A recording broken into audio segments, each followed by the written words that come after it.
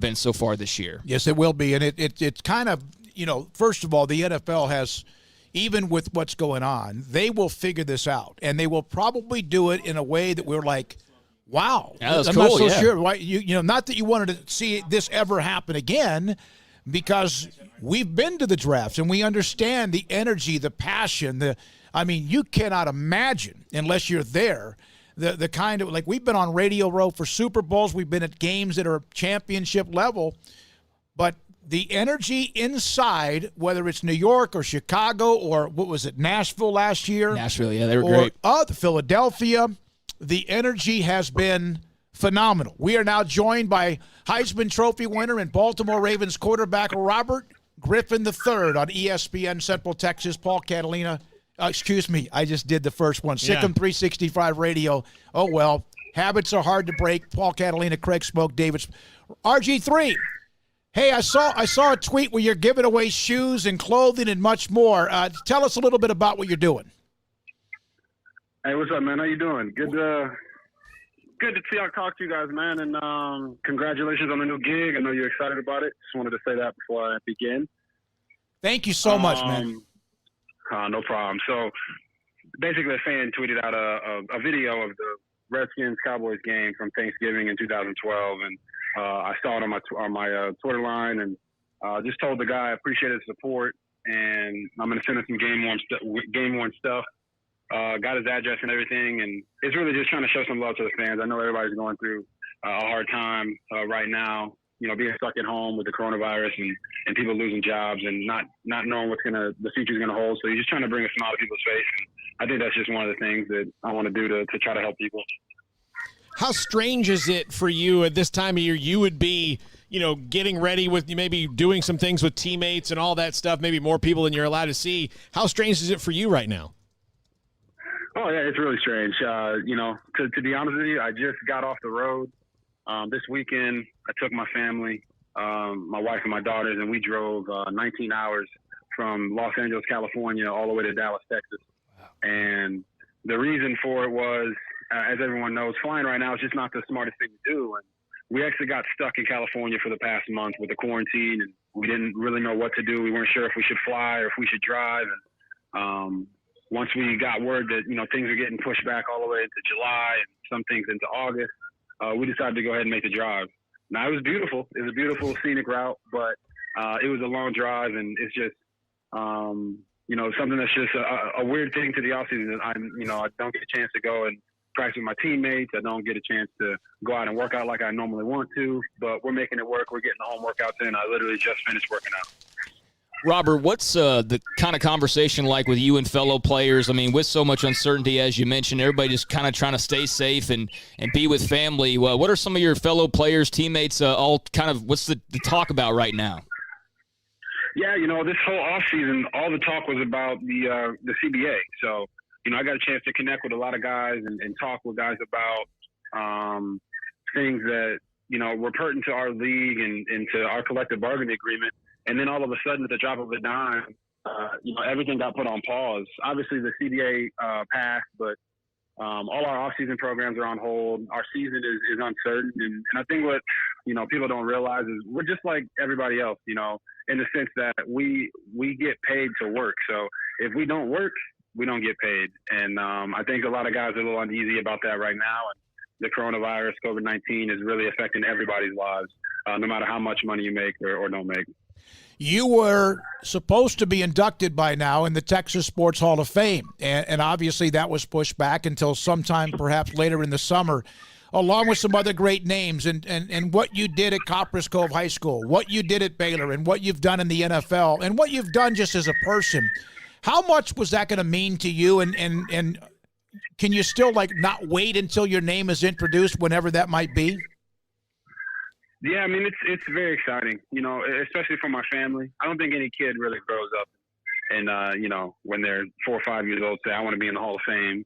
We all want to be doctors and lawyers and astronauts and professional athletes. But when it's all said and done, when you look back on it and you can see everything that you've accomplished and all the people that have helped you get there, it does mean a lot, to be a part of the Texas Sports Hall of Fame. I can't put it into words, honestly. And yeah, I was really looking forward to it. But like you said, they postponed it for now. But I hope all the guys that were going to be inducted will get a chance to hear their name called and be praised and appreciated for all the things that they've done, not only for themselves and their family, but for the community and Texas as a whole. Knowing you like we do, you weren't obviously in the league the last time they did the CBA, but you're an academic, Rob. I know you are. You like all that. Did you kind of enjoy getting into that and learning that and getting into the details of what it was going to mean to be a player in this next era of the NFL and talking to guys and working out, issues about what you may disagree about? Yeah, I did actually. I did enjoy it. I was I think I was the second rookie class with the old collective bargaining agreement. So myself, Cam Newton, we were guys that to put it nicely, got screwed over by the new CBA because they put a cap on the rookies, right? So putting a cap on the rookies actually made the rookies cheaper, and it expedited the process of veterans getting kicked out of the league, because why would a team pay a guy $1 million when they can pay a younger guy $500,000 who's got fresh legs, has no knee surgeries, and not as much wear and tear on his brain?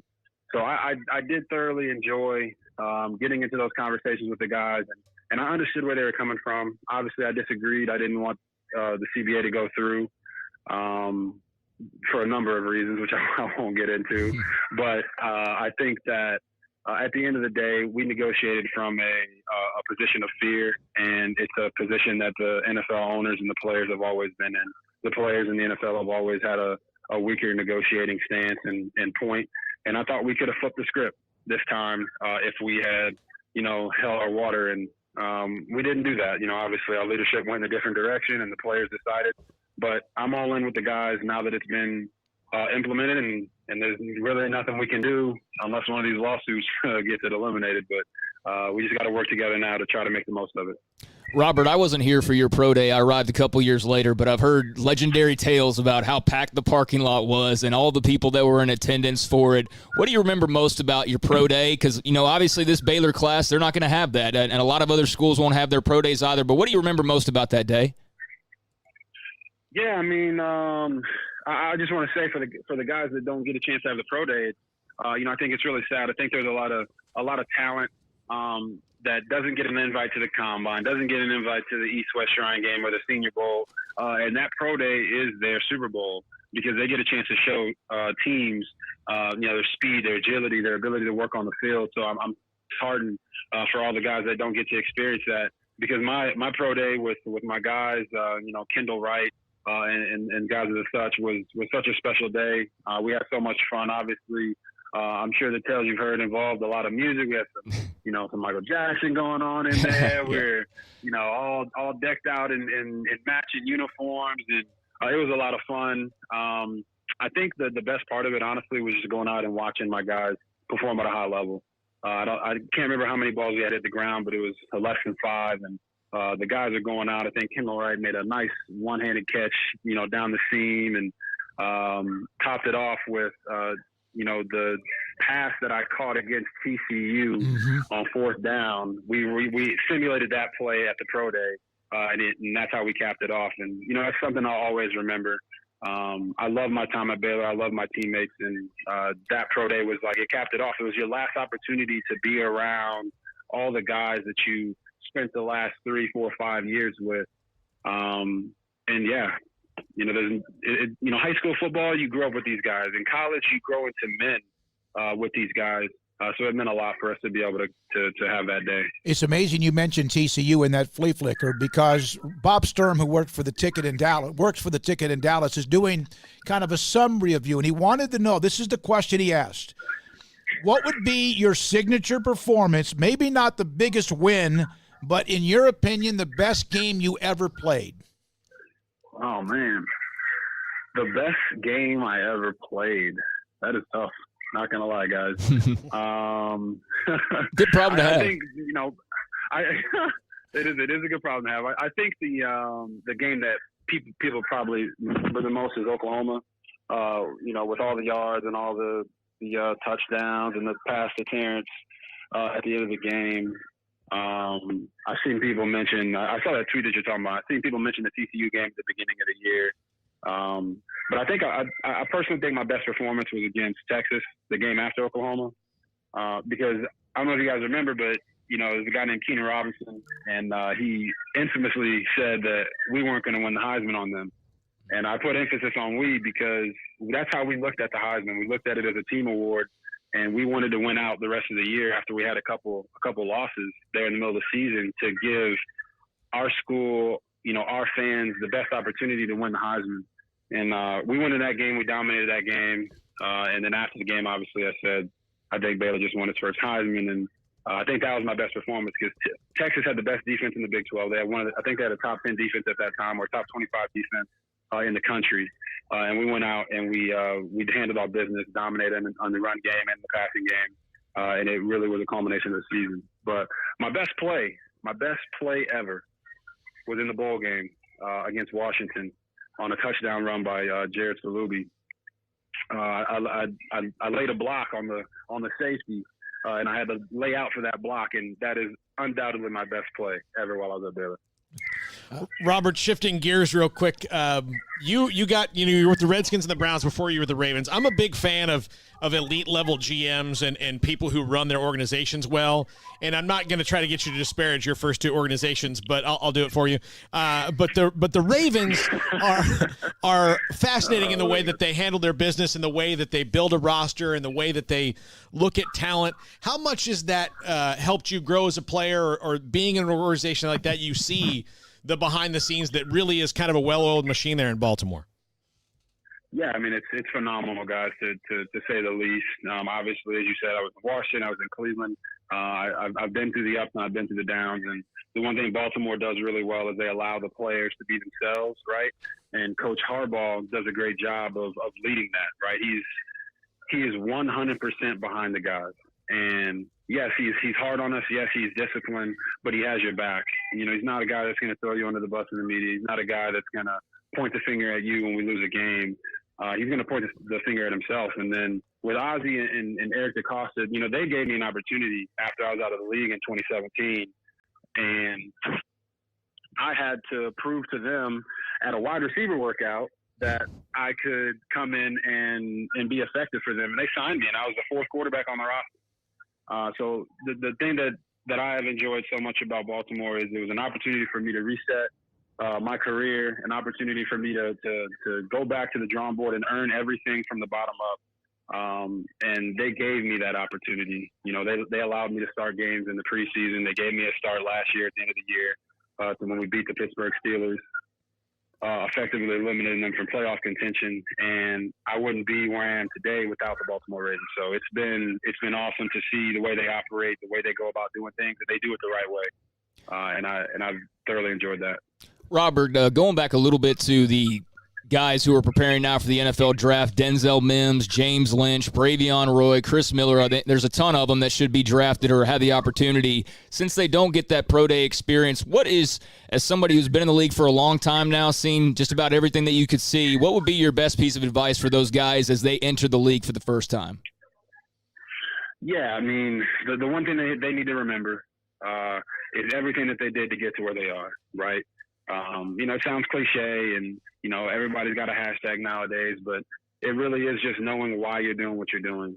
And as long as they know that, I think they'll be great because it's still just football, right? NFL football is played at a different speed. You got the best athletes from all around the world playing in the NFL. So there is no days off. Every practice day is like a game day. But these guys did it at a high level in college, and they can do it at a high level in the NFL. But they have to bring that belief with them. The coaches are going to break them down, tell them everything that they've ever done wrong, and they have to make sure they listen to the coaches, take that tutelage, grow as a player, but also know that you're here for a reason. You're not here because you lucked into it. You're here because you're a great player. Take that confidence, go out there and show them why you're a great player. And I think they'll be great. Have fun with it and never lose sight that it is a game.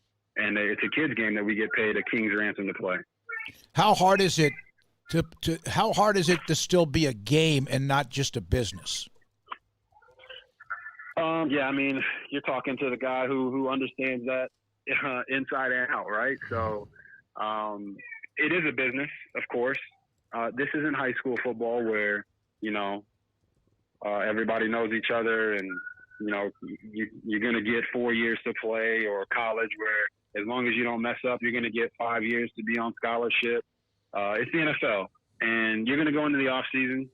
Hopefully we get to have an off season this year, or get to have a season this year, and there'll be 90 guys. But when the season starts, there's only going to be 53, and there's going to be 10 guys on the practice squad, and you're going to see a lot of the guys that you came in with no longer there. They're going to be trying to find jobs. And it's just a cool reality to the business aspect of the NFL. And you do have to carry yourself like a business. No one's going to be checking to make sure you're making weight, checking to make sure you drink your liquids, making sure you're studying your playbook. You're going to have to do that on your own. So it is a grown man's game. But if you go into it, you prepare, and you're ready to roll, you can still have fun and treat the game just like you did at all the other levels. RG3, I reached out to you a few days ago and told you about our journey and our new chapter and how a new door opened up for all of us, and asked you to come on. You had our back. We appreciate it. It's great to have you on the debut show. Thank you, and good luck. Hope to see you very soon. All right, man. Thank you, guys. Look forward to being on the show again. I know you guys are going to kill it. Yes, God sir. bless. Thank you, man. It's Robert Griffin III, 2011 Heisman